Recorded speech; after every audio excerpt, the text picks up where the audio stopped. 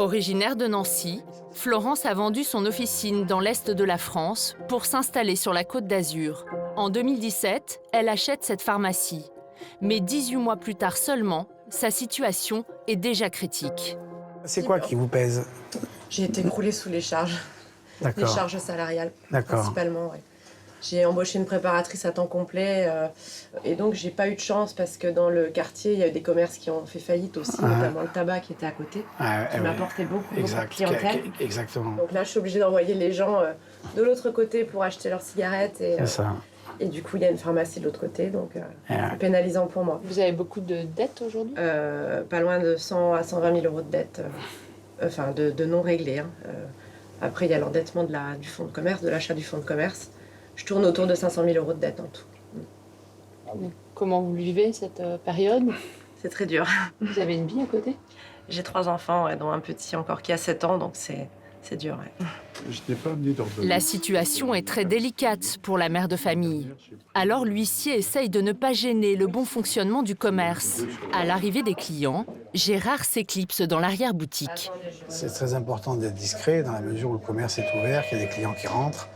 Donc ils n'ont pas à savoir exactement ce qui se passe. Dans l'esprit des gens, quand même, tout de suite, ça peut être mal perçu, donc il faut être discret. Une fois les clients partis, Gérard peut enfin commencer sa mission. De par jugement, je dois venir constater l'état de votre stock. Donc là, qu'est-ce que vous avez comme matériel? Le tribunal a chargé l'huissier de faire un inventaire précis pour connaître la valeur de l'officine et estimer ses chances de survie. J'ai un scanner aussi qui est en location. Les juges pourront ensuite accorder un plan de redressement qui lui permettrait d'éviter la vente aux enchères en étalant le remboursement de ses dettes sur 10 ans. Dites-moi, les clim, elles sont à vous ou Non, ça appartient à la société.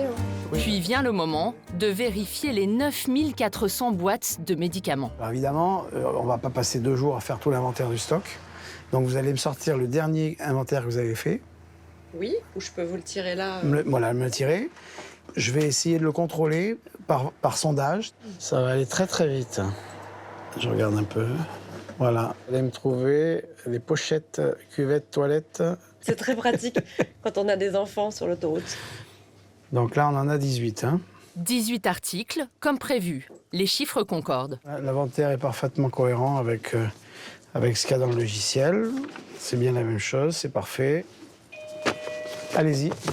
Une gestion impeccable et 8 années d'études supérieures qui n'ont pas empêché la pharmacienne de subir la crise de plein fouet. Une crise qui n'épargne plus ceux qui étaient encore considérés il y a peu comme les notables de la ville. Ce qui est un peu interpellant, quelque part, c'est que maintenant, on a des professions vraiment qui étaient des professions, je dirais, les professions reines dans une ville, qui maintenant commencent à être touchées. Et ça, c'est quand même un peu inquiétant, parce que c'est ce qu'on appelait des professions cadres avant. Écoutez, je vous souhaite bonne chance. Je pense que ça va bien se passer. Ça ne devrait être qu'une circonstance passagère. Espérons, on va y croire.